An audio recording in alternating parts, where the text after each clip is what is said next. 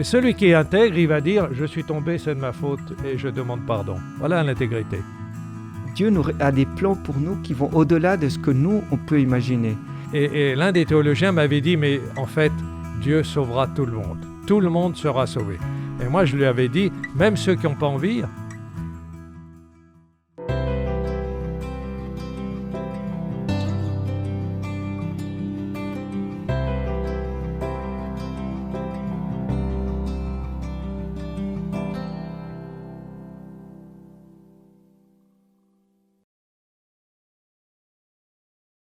Eh bien, chers auditeurs de notre émission 3DS, c'est une joie de pouvoir vous présenter la 4e émission, la 4e leçon de notre trimestre sur la promesse de l'Alliance. Aujourd'hui, c'est une alliance éternelle. Donc, j'aimerais vous dire éternellement, abonnez-vous à notre chaîne et puis ayez toujours le plaisir de nous suivre. C'est vrai que ça fait vraiment plaisir de vous avoir. Et puis aujourd'hui, comme il y a 15 jours, eh bien, nous avons la joie d'avoir avec nous John Graz et puis Patricio Bernat. Juste un mot de présentation pour ceux qui ne nous ont pas entendus il y a 15 jours. Alors, merci Dominique. Je suis enseignant et j'ai 3 enfants, une épouse et surtout 3 enfants aussi qui adorent bouger dans tous les sens. Donc voilà, c'est mon plaisir, oui. Super, ça y a de la vie, ça c'est important. John Moi, je suis retraité, encore très actif, membre de l'église de Lausanne. Et j'écris de temps en temps et puis aussi je participe encore à des activités, les cultes, le sabbat, etc. Et pendant 20 ans, j'ai été à la conférence générale. J'étais responsable de la liberté religieuse et des affaires publiques. Très bien. John, tu commencerais par une prière ? Oui. Merci. Notre Dieu, notre Père, nous voulons te remercier pour le privilège que tu nous donnes d'étudier et de lire ta parole, et en plus de le faire avec la liberté que nous avons ici dans ce pays. Nous pensons aussi à ceux qui n'ont pas cette liberté et qui doivent se cacher, ceux qui sont persécutés. Te demandons aussi, Seigneur, de nous aider à bien comprendre ce que tu veux nous enseigner par cette histoire d'Abraham et surtout l'Alliance, et de nous aider surtout à la mettre en pratique. Et c'est en Jésus que nous te prions. Amen. Amen. Merci John pour ta prière d'introduction. Patricio, j'aimerais te poser une question. Si quelqu'un qui t'aime énormément dit « Je resterai toujours fidèle avec toi », par exemple ton épouse, dans quelle mesure pourrais-tu être certain que ce sera le cas ? Toi, t'es pas pour la paix des ménages. Je trouve que c'est... Franchement, venant d'un être humain, c'est difficile. C'est vraiment difficile de pouvoir y croire à 100%. On le souhaite, évidemment, oui, quand on fait cette promesse nous-mêmes. Mais voilà, on est... Puis moi, je ne suis pas du tout le contraire, hein, rassurez-vous. Je pense qu'autrement, je vais me faire éjecter de cette responsabilité d'école du sabbat. Et toi, John ? Moi, ça me ferait plaisir. Mais à vrai dire, partageant la même foi, je serais surpris que mon épouse me dise « Écoute, je ne peux pas m'engager à ne pas être fidèle. » Ça fait plaisir. Hein. Ce que tu dis, Patricio, c'est très juste. C'est que on ne peut jamais être complètement sûr parce que tant de choses peuvent arriver, mais on s'attend à ça quand même. Mm-hmm. Oui, tout à fait, exactement. Comme Dieu qui est fidèle avec nous, puis on souhaite toujours être fidèle avec notre Dieu. Alors, dans la Genèse raconte un certain nombre de rencontres entre Dieu et Abraham. Dans Genèse 12, nous avons l'appel d'Abraham. Dans Genèse 15, nous avons l'alliance. Dans Genèse 17, le signe de l'alliance. Genèse 18, cette promesse, tu auras un fils. Dans Genèse 22, le sacrifice d'Isaac. Et en fait, le récit de ces rencontres est structuré de manière à présenter Dieu et Abraham comme de plus en plus proches l'un et l'autre. Dans Genèse 12, seul Dieu parle à Abraham. Dans Genèse 15, Abraham réagit en manifestant ses doutes, en disant, voilà, tu m'appelles, tu me promets une descendance, mais je n'ai même pas d'enfant. Donc ça paraît quand même assez paradoxal. Alors, j'aimerais simplement vous poser une question très très humaine. Patricio, est-ce que ça serait normal, à un moment ou à un autre de notre vie, d'avoir quelquefois des doutes dans notre relation avec Dieu ? Je pense que le contraire serait plutôt anormal. C'est le fait d'avoir des doutes, finalement, Alors, pas par rapport à Dieu, mais par rapport à ma situation, par rapport à lui. Je pense que ça, c'est important de nous remettre en question constamment. Et le fait de nous remettre en question nous permet de réévaluer notre relation, et espérons-le toujours vers le positif, oui. Oui, moi, C'est je crois humain que, d'avoir des doutes. comme Patricio le dit, les doutes font partie de la foi. S'il n'y a pas de foi, il n'y a pas de doute, etc. Donc c'est intégré, c'est une tension entre les doutes à la fois. Mais dans le cas d'Abraham, on a un projet, c'est de doute par rapport à une promesse. C'est doute par rapport à une promesse qui visiblement ne se réalise pas. Une promesse qui est importante. Elle n'est pas tellement importante, si vous voulez, par rapport à la vie éternelle, parce que là, Abraham sait qu'en marchant avec Dieu, il aura l'éternité, mais par rapport à la suite du message. Comment le message, comment le témoignage par rapport à Dieu va être fait une fois qu'Abraham est mort? Est-ce que ça va s'arrêter là, hein? Et il pense peut-être à ce qui s'est passé après le déluge, à ce qui s'est passé avant le déluge, et il se dit, est-ce que tout ça va disparaître? Et comment éviter que ça disparaisse? À l'époque, vous savez, c'est le chef qui donnait la religion. On suivait la religion du chef. Or, s'il n'y a plus de chef, et il n'y a plus de religion. Bon, à quelque part aussi, c'est extraordinaire, j'ai une descendance, mais je n'ai pas d'enfant. Ça paraît quand même bizarre, non? Voilà, c'est ça. Et se dire, mais comment ça va se passer? Alors, Dieu fait des promesses, mais alors Dieu, t'as pas oublié? Mais regarde, les années passent. T'as pas oublié? On dirait que tu as oublié quand même. Mais c'est pas un doute fondamental. Ouais. C'est pas un doute sur la personne de Dieu, c'est un doute sur la promesse. Est-ce que j'ai bien compris cette promesse? Est-ce que tu n'as pas peut-être une idée derrière la tête? C'est ça. Et puis accepter que le temps de Dieu n'est pas le nôtre. Et ça, je pense que fait. c'est le plus difficile pour un être humain fini, d'essayer de comprendre finalement les desseins de Dieu et de voir à quel moment ils prendront place. Et ça, c'est un point important, le temps de Dieu. Et Dieu veut nous apprendre de ne pas être impatients. Le kairos. Oui, le temps de Dieu. Chaque chose arrive en son temps donné. Et pas n'importe quand. Si je peux me permettre un petit témoignage personnel, alors que vous savez peut-être que j'ai été dans ce fameux Covid intubé pendant 5 jours. Et je ne me rappelle pas du tout avoir conversé avec mes 2 filles et mon épouse. J'étais peut-être déjà dans un certain endormissement. Et ma fille me disait, après mon réveil, ouais, quand j'ai parlé avec toi, j'ai l'impression que tu as douté de Dieu par rapport à ça. Dans le sens où j'aurais dit à ce moment-là, si Dieu veut ça, ben voilà, allons-y, quoi. Mais pour dire, on est humain. Et Jésus aussi, à un moment donné, il dit, mais mon Dieu, pourquoi m'as-tu abandonné? C'est une réalité. Alors, dans Genèse 17, Abraham reçoit aussi, ça c'est un aspect qu'on aimerait aborder ensemble d'ici quelques instants, mais dans Genèse 17, Abraham reçoit un nouveau nom. Dans Genèse 18, Dieu implique Abraham dans l'histoire de Sodome et Gomorrhe, et dans Genèse 22, Dieu demande à Abraham de lui offrir son fils. Ça, c'est quand même quelque chose, j'aimerais m'arrêter un instant. John, Dieu demande à Abraham de lui offrir son fils. Comment comprendre cette demande? C'est quand même dingue. C'est quelque chose d'énorme, mais c'est pas quelque chose de si extraordinaire que cela si on se place encore dans l'époque. Les sacrifices humains avaient lieu. La plus belle chose que l'on pouvait offrir à Dieu, c'était son fils ou sa fille. Et c'était souvent par rapport à ce que Dieu nous a. Donc Abraham, qu'est-ce qu'il est à cette époque-là? Il est très riche. C'est pas un petit fermier, etc. C'est quelqu'un de très riche. Il a de l'or, il a tout ce qu'il faut. Il a énormément de bétail. C'est un personnage très important. Et Abraham peut dire dans un sens, voilà, moi j'ai tout. La seule chose qui me manquait, c'est un héritier. Maintenant, je l'ai. Et alors que Dieu lui dise, tu l'as, mais non, en réalité, tu l'as pas, parce que tu vas devoir le sacrifier pour me remercier, dans sa compréhension, de tout ce que je t'ai donné. Et alors là, Abraham ne comprend plus, mais il est obéissant, mais il ne comprend plus. Mais ce n'est pas quelque chose au point où on le vivrait aujourd'hui. C'est quelque chose qui s'insère dans une époque.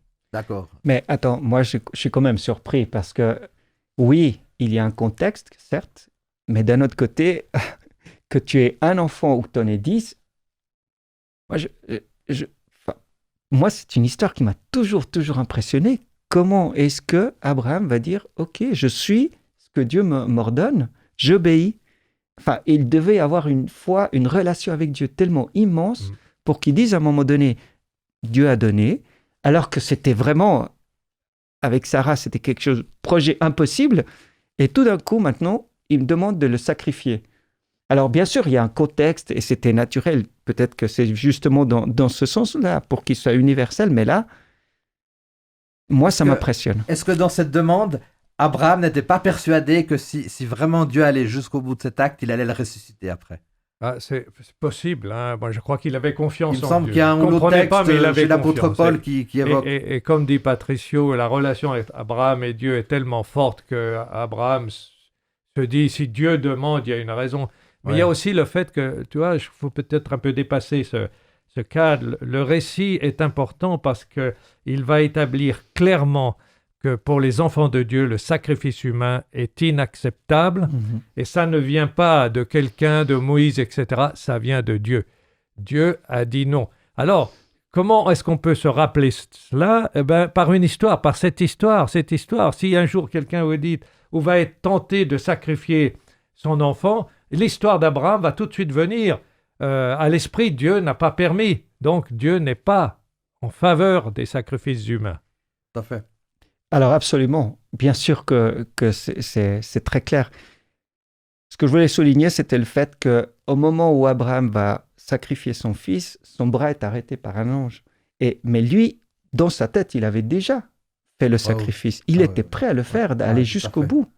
Donc, c'est ça qui est vraiment... Alors, bien sûr, on ne va pas faire aujourd'hui un sacrifice pour montrer notre fidélité à Dieu, mais c'est évident qu'il est allé jusqu'au bout. Et c'est ça qui est, je pense, une leçon aussi pour nous. Ouais. D'ailleurs, Oui. Et qu'est-ce qui se serait passé si Abraham avait dit à Dieu, non, je regrette, c'est mon fils. Tu es Dieu, je te reconnais, je t'obéis, mais sur ce point-là, non. Est-ce que Dieu ne l'aurait pas compris? Oui, c'est une bonne question. Mais je crois que là, il fallait renverser des idées toutes faites. Et c'était une manière de le faire. Alors dans ce moment-là, Abraham va se montrer vraiment extrêmement soumis à Dieu. Sa confiance va devenir absolue.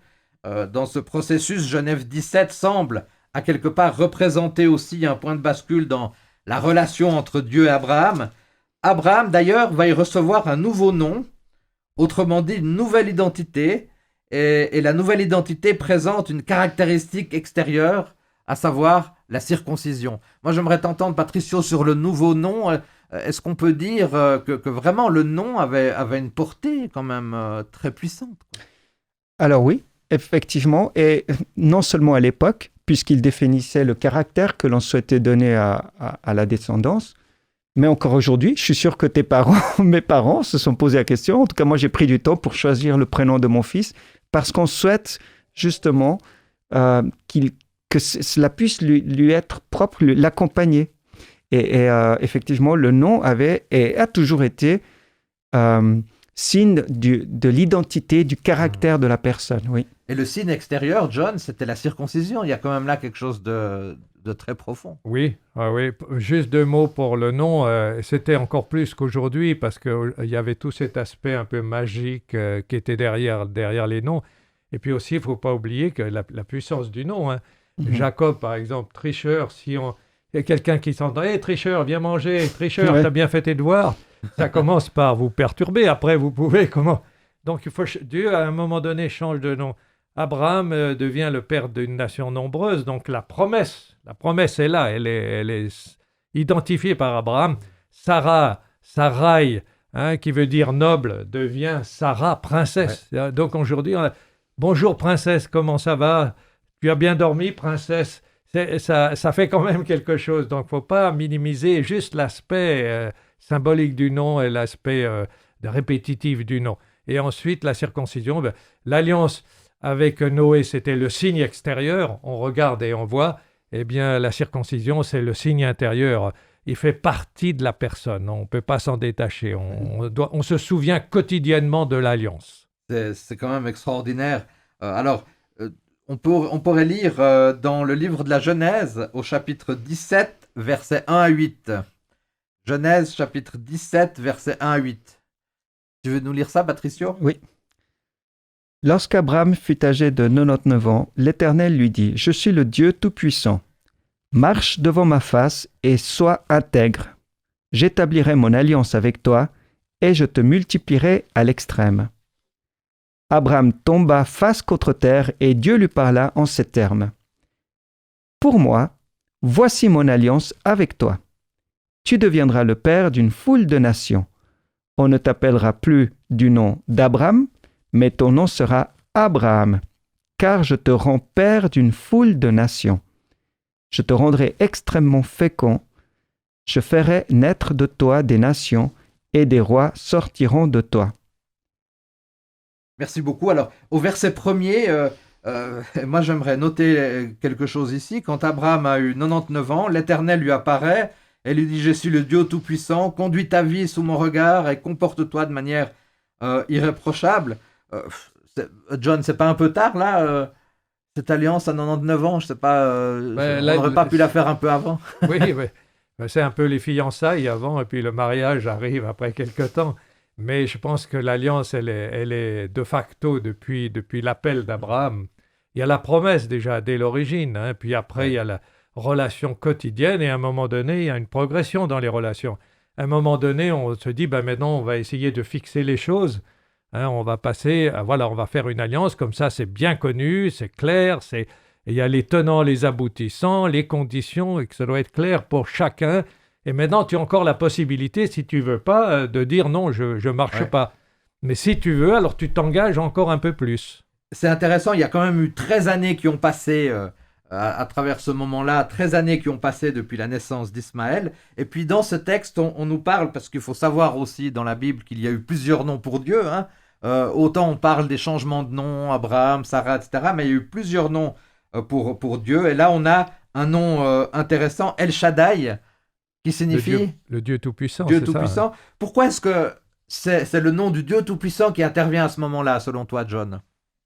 Je n'ai pas vraiment étudié la question, mais je dois dire, ce qui me paraît, c'est qu'une fois de plus, Dieu veut montrer qu'il est le Dieu créateur, il est le Dieu qui est capable de diriger les affaires.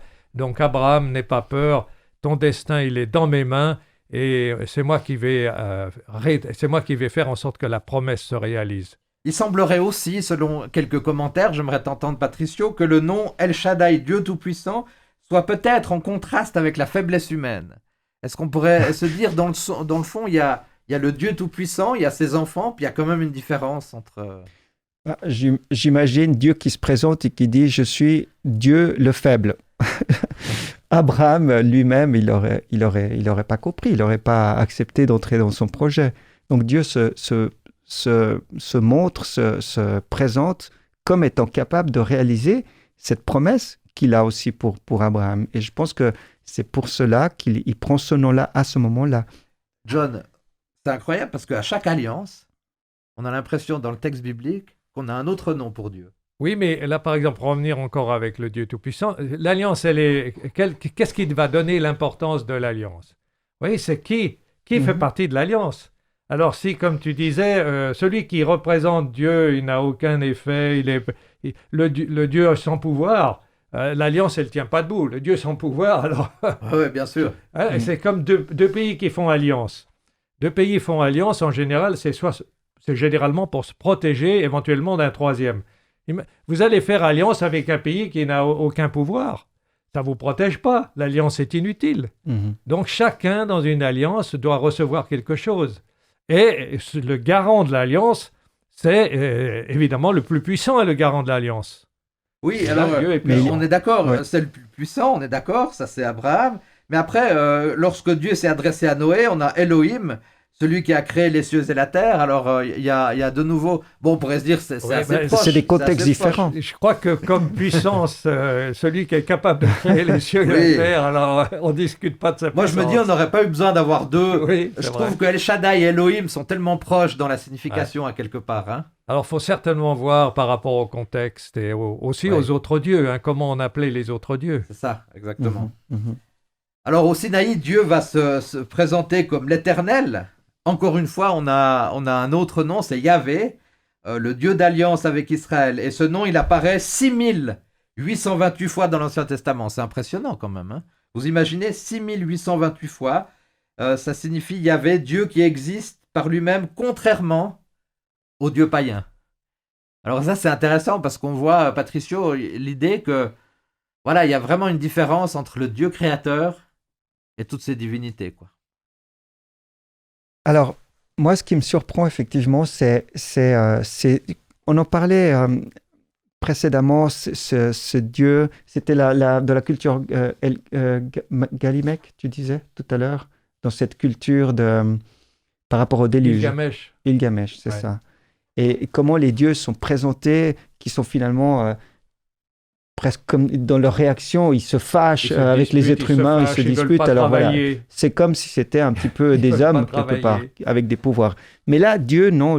Dieu, Yahvé, l'Éternel, El Shaddai, se présente comme créateur, comme tout-puissant, et puis justement comme celui qui existe par lui-même. Il n'a pas besoin de... Voilà, ex nihilo, il existe. Point. On ne pose pas plus de questions. Oui, et puis aussi, n'oubliez pas que les gens ont une quantité de Dieu, c'est-à-dire plus vous avez de Dieu, plus vous avez de chances d'être soutenu dans toutes les occasions. Vous avez le Dieu de la guerre, le Dieu de la paix, etc. Celui qui dit, moi j'ai qu'un Dieu, on le regarde, on lui dit, ben, dis T'es donc, pauvre. t'es pas aidé, toi, avec un seul Dieu. Donc ce Dieu que j'ai, il doit être tout-puissant. Il doit être le Dieu de tout, il doit surpasser tous les autres dieux, sinon, ça veut dire ce Dieu. On a un Dieu qui est capable de faire la synthèse de tous ces éléments qu'on vient d'évoquer. Donc c'est ça Parce qui est que vous savez, extraordinaire, quoi. d'être passé de la multiplicité des dieux à un Dieu unique, c'est quelque chose. Hein. Ça s'est pas fait comme ça dans l'histoire. Les Égyptiens ont essayé avec Akhenaton, à tout en cas. Oui, c'est ça, c'est ça. Et ça n'a pas marché parce que c'était trop difficile à digérer cette idée-là. Il a fallu que cette idée vienne et soit acceptée. Ce Dieu unique qui était à l'origine et qui après a été abandonné, oublié, qui à nouveau refait surface, mais là dans un contexte complètement différent. Et alors il doit affirmer qu'il est différent des autres, que lui, il est tout-puissant. C'est le Dieu unique, mais tout-puissant. Tout à fait. Alors les noms sont, on l'a vu hein, maintenant, sont très importants, notamment au Proche-Orient. Ils attachaient une grande importance, la signification des noms. D'ailleurs, on pourrait même prendre l'exemple de Daniel, hein, Daniel qui signifie Dieu est mon juge. D'autres exemples dans la Bible. Il y a ce texte aussi que l'on trouve, marche devant ma face et sois intègre. Hein. Rappelons-nous avec ses descendants et ses patriarches que Dieu a envoyés, marche devant ma face et sois intègre. En hébreu, marcher, c'est halash, ou avec halacha, c'est ensemble, c'est l'ensemble de toutes les lois divines et rabbiniques. Donc on a aussi une réalité ici. Le mot tamim aussi est souvent traduit par irréprochable, intègre, mais nous pourrions traduire par intact ou homme d'un seul bloc. Et là, dans ce texte, nous avons « Je conclurai une alliance avec toi, je multiplierai ta descendance. » Et là, il est dit « Je multiplierai ta descendance à l'extrême. » Alors, John, pourquoi faut-il une descendance à l'extrême? Ben là aussi, c'est la bénédiction. Hein. Qu'est-ce qu'un homme, disons un patriarche, un père de famille pouvait espérer le mieux? C'est la descendance, c'est la postérité. À l'époque, c'est le plus grand des trésors. Donc une descendance à l'extrême, c'est une bénédiction au-delà de ce que tu peux même imaginer. D'ailleurs, imaginez Abraham quand on lui dit tes héritiers seront comme les étoiles que tu vois dans le ciel. À l'époque, on devait pouvoir voir entre 2000, 3000, peut-être 4, 5000 étoiles suivant les soirs. Mais c'est des milliards qui ont suivi. Ceux qui se disent aujourd'hui les descendants d'Abraham, si vous prenez les chrétiens, les musulmans et les juifs, c'est près de 4 milliards. C'est presque 4 milliards, oui. Donc c'est vraiment plus que les étoiles qu'on voit dans le ciel. Mais je pense que ça nous interpelle aussi, nous, aujourd'hui, lorsque Dieu nous fait une promesse, d'avoir cette certitude et de dire, mais oui, je peux faire confiance à Dieu, je sais qu'il va me soutenir et qu'il va m'accompagner. Lorsqu'il me parle de la vie éternelle, lorsqu'il me parle de ses promesses au niveau peut-être de ma vie ici sur Terre et au-delà, d'avoir cette certitude qu'effectivement, s'il a été le Dieu de multitude, il peut aussi être mon Dieu et que je peux avoir la foi, la confiance en lui. Moi, j'ai fait cette expérience des promesses, c'est dit dans ma dernière 5e année, Ouais. À la conférence générale avec le Festival de la liberté religieuse. Hein. J'ai essayé de prendre Dieu au mot quand il dit « je ferai de toi la tête et non la queue », qu'il dit à son peuple, en l'appliquant. Alors, ce que j'ai constaté, c'est qu'en réalité, les promesses de Dieu dépassent de loin ce qu'on peut imaginer. Alors, dans le cas d'Abraham, imaginez qu'Abraham ait vu sa postérité, ou ceux qui se prétendent, enfin ceux qui se disent « Abraham est notre père spirituel ». Il dirait « Mais c'est pas possible. Comment c'est possible, moi qui suis là, dans une tribu, au Moyen-Orient, loin des grandes civilisations, si on parle de Rome, de la Chine, etc. Comment on peut dire que je serais le descendant de tant de milliards d'individus ?» Alors justement, quand il y a cette parole de Dieu, Patricio, il y a quelque chose de absolument touchant. Genèse 17, verset 3, une fois qu'il y a cette promesse à l'extrême, Abraham se prosterne la face contre terre. Est-ce que c'est un sens de la responsabilité qui, pour lui, va un peu l'anéantir? Est-ce que c'est une reconnaissance, Ouais, il est touché à l'extrême, on pourrait dire aussi, se prosterner la face contre terre. Je pense qu'il y a aussi l'aspect du fait de peut-être se sentir effectivement tout petit face à la responsabilité qui lui est donnée, mais aussi une reconnaissance dans le fait de dire, ben voilà, c'est pas par mes forces que j'y arriverai, mais vraiment de cette remise entre les mains de Dieu. Je pense que ça, c'est quelque chose que souvent, on parlait de la foi et des œuvres, le fait de vouloir faire quelque chose et autre, alors que finalement, il suffit de reconnaître Dieu et de lui dire « Ok, je me mets à ton service. » Il a quand même une sacrée humilité, un sacré sens aussi de ce que Dieu lui a transmis comme message. Verset 4, toujours Genèse 17, « Voici quelle est mon alliance avec toi, tu deviendras le père d'une multitude de peuples. » Alors John, qu'est-ce que ça signifie multitude de peuples? Ben oui, ça veut dire qu'il aura des descendants dans toutes ces populations. Ça, c'est impressionnant. C'est aussi impressionnant. Et c'est pour ça qu'Abraham, il n'en demandait pas autant. Il voulait un héritier pour que son affaire continue, son nom continue. Mais Dieu lui dit, mais n'est-ce pas seulement là, dans ce petit coin du monde, ce sera partout. Tu auras des descendants partout, une multitude de nations. Je veux dire, c'est... Alors, évidemment, là, il se dit, mais moi, j'en demandais pas autant, mais qu'est-ce qui se passe? Qu'est-ce qui se passe? Alors, ça nous montre quand même un degré d'ouverture quand même conséquent, puisqu'on pourrait parler des Juifs, des Islamites, des Édomites. Est-ce que c'est un message, un puissant message d'ouverture que Dieu veut donner à Abraham? C'est possible. On avait fait avec Jacques Doucan un symposium à Andrews. On a fait les enfants d'Abraham sur les enfants d'Abraham. Et on avait invité des musulmans, des juifs, etc. C'est possible, en tous les cas, il y a ce point commun. Mais c'est pas, ça n'annule pas tout ce qui s'est passé par la suite. Et il y a aussi une chose, il y a une condition. Alors, cette condition n'annule pas la promesse dans le cas d'Abraham, mais elle est quand même très claire. Marche devant ma face et sois intègre. On revient, comme à l'époque de Noé, on revient avec cette idée de l'intégrité. Donc la promesse, elle est quand même dépendante de celui qui la reçoit ou de celle qui la reçoit. Mais alors, Patricio, la vraie intégrité, c'est quoi exactement?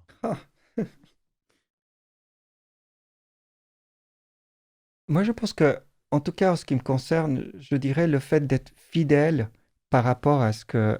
Parce que si on regarde ici, chaque fois, il y a une promesse, mais il y a aussi... c'est comme quand il y avait les rois du temps, justement, où on leur disait, si tu suis mes commandements, si tu suis mes recommandations, intègre, ça veut dire effectivement pouvoir se regarder dans le miroir et dire, ok, je suis en accord entre ce que je vis, ou peut-être ce que je parle et ce que je vis. Ouais, je voudrais réagir là-dessus. Ce que dit Patricio, c'est très juste. Et je pense que l'intégrité n'est pas nécessairement la perfection. Oui. L'intégrité, comme tu lui disais, c'est David qui reconnaît son péché. Et il a eu des faiblesses. Il a commis un crime. C'est un meurtrier. Il devrait être jugé, condamné et passer sa vie en prison. Mais il reconnaît qu'il a commis un crime. Au lieu d'assassiner, d'éliminer celui qui lui met la main sur la plaie, il le reconnaît. Il y a de l'intégrité. Le pécheur, quand il revient, celui qui a fait le mal, quand il revient et qui confesse, c'est un signe d'intégrité. Vous voyez, l'intégrité ne signifie pas qu'on est super, mais on peut tomber. Mais qu'est-ce qui se passe quand on tombe? Alors, il y a des gens qui tombent et qui disent « c'est pas de ma faute », qui disent « c'est la faute de l'autre, moi je suis une victime et tout ». Là, il y a un doute sur l'intégrité. Mais celui qui est intègre, il va dire « je suis tombé, c'est de ma faute et je demande pardon ». Voilà l'intégrité. Merci beaucoup. Alors, si on va plus loin dans ce texte de Genèse 17, verset 6, je multiplierai à l'extrême origine de diverses nations. D'ailleurs, promesse faite aussi à Sarah et à Jacob. Verset 7, je maintiendrai éternellement l'alliance avec toi et de descendance de génération en génération. Et puis, je te donnerai le pays de Canaan, propriété pour l'éternité, nous dit ce texte. Alors, euh, c'est quand même puissant ce pays de Canaan, Patricio, hein. C'est cette promesse du pays de Canaan où découle le lait et le miel. C'est très suisse aussi, à quelque part. On a du lait, on a du Ouais. miel. Ouais. Mais je pense que ça a aussi un lien avec la grandeur, le fait que Dieu nous dit, tu disais ça, John, tout à l'heure, voilà, Dieu a des plans pour nous qui vont au-delà de ce que nous, on peut imaginer. Ce pays de Canaan représente finalement quelque chose de tellement immense qu'eux-mêmes ne pouvaient pas se l'imaginer. Et que eux, ils puissent être pères de multitudes et ensuite posséder cette terre, c'était pour dire vraiment, mais projette-toi bien au-delà de ce que toi, en tant qu'être humain, tu peux recevoir. John, est-ce qu'il existe une Canaan spirituelle? Oui, bien sûr. Je pense qu'en tant que chrétien, on n'est plus attaché à la terre, on n'est plus attaché au sol, mais on est attaché à la Canaan spirituelle, à la Jérusalem céleste. C'est-à-dire qu'on a transféré cette idée de territoire, de sol, à quelque chose de spirituel, hein. On est tous en marche vers la terre promise, mais la terre promise n'est plus cette terre ici, c'est plus Ouais. un bout de terrain, C'est ça. parce on a connu les échecs de cette idée d'un terre, d'un peuple lié à une ethnie, etc. Et la nouvelle Canaan, ben, c'est celle vers laquelle on marche tous. Et ça, c'est extraordinaire quand Et même. c'est extraordinaire. On aurait presque pu, je ne vais pas conclure là, mais je me dis, d'un côté, on aurait presque pu conclure sur cette réalité de l'attente et du retour du Christ, à quelque part, à travers cette C'est la Canaan raison de spirituelle. l'alliance, hein. Ouais, La c'est finalité de l'alliance, La c'est ça, finalité c'est de de se l'alliance. retrouver dans cette Canaan céleste avec Dieu et le C'est Seigneur. aussi intéressant de signaler que le terme alliance vient 26 fois dans la Genèse, 7 fois entre Dieu et Noé et 13 fois entre Dieu et Abraham. On a quand même cette réalité. Alors, Patricio, pourquoi est-ce que, selon toi, Dieu insiste tellement sur cette alliance éternelle? J'ai toujours cette idée de me poser aujourd'hui la question et de me dire finalement, en tant que chrétien, est-ce que je crois à cette vie éternelle? Est-ce que je crois que cette alliance me touche, me concerne? Et est-ce qu'elle elle m'aide à vivre finalement en ayant cet espoir, cette espérance de soit de voir Jésus revenir sur terre ou alors moi, peut-être de pouvoir ressusciter? Je trouve que pour moi, c'est ça, cette alliance éternelle, c'est le fait de me dire, oui, je suis moi aussi aujourd'hui touché par cette promesse. Et je peux donc fonder aussi ma foi là-dessus. Alors, Abraham n'avait pas peur de marcher, il a beaucoup appris, il a aussi commis peut-être quelques erreurs, mais tout cela n'a pas nui à sa confiance en Dieu. Alors, John, est-ce que c'est pas un peu rassurant aussi pour nous tous, cette réalité? Oui, bien sûr, c'est rassurant. Et pour revenir à ce que disait Patricio sur la question que tu as posée, vous savez, avec l'âge, moi, quand j'étais plus jeune, ça ne m'intéressait pas tellement, cette histoire d'éternité, hein. Je les prenais comme un acquis, comme une... Maintenant, je commence à me poser un peu plus de questions, me sentant un peu plus près de ce qui se passera. Et en relisant Paul, hein, quand Paul dit « Les souffrances du temps présent ne sont rien comparées à la gloire à venir », la gloire à venir, c'est quelque chose de fantastique. Donc, cette Jérusalem spirituelle, cette Canaan spirituelle, c'est quelque chose comme les promesses faites à Abraham, elles dépassent de tellement loin ce qu'on peut même imaginer. Et pour rebondir sur ce que tu dis, j'aimerais juste... pour moi, c'est quelque chose aussi de très important, cette idée qu'on a par rapport à la mort et par rapport disons, à la vie éternelle. Je pense que c'est une manière, en tant que chrétien, de se poser par rapport à finalement quelle est notre appréhension par rapport à la mort. Est-ce qu'aujourd'hui, c'est quelque chose qui me fait peur ou est-ce que c'est quelque chose qui me rend heureux parce que ce ne c'est finalement que, voilà, je ferme les yeux, je me réveille et je me retrouverai avec Jésus. Et souvent, en fait, ça nous remet beaucoup en question, en tout cas moi, par rapport à me dire finalement, comment est-ce que j'ai peur? Si j'ai peur, alors pourquoi? Alors que j'ai toutes ces promesses et alors que j'ai cette alliance qui est là et qui me dit, voilà, il y aura quelque chose de bien meilleur après. Justement, c'est intéressant ce que tu dis, pas jouer sur les peurs. Parce que très souvent, j'ai le sentiment on a peur de certaines choses. Alors, il faut avoir telle action, il faut avoir telle chose pour plus avoir peur et puis avoir l'assurance de cette vie éternelle. Est-ce que, John, c'était le dessein de Dieu de sauver l'ensemble de la planète, à quelque part? C'était quand même le projet de Dieu. Il n'est pas calviniste, Dieu, dans le sens où il y avait les uns pour ceci, les autres pour cela, la double prédestination.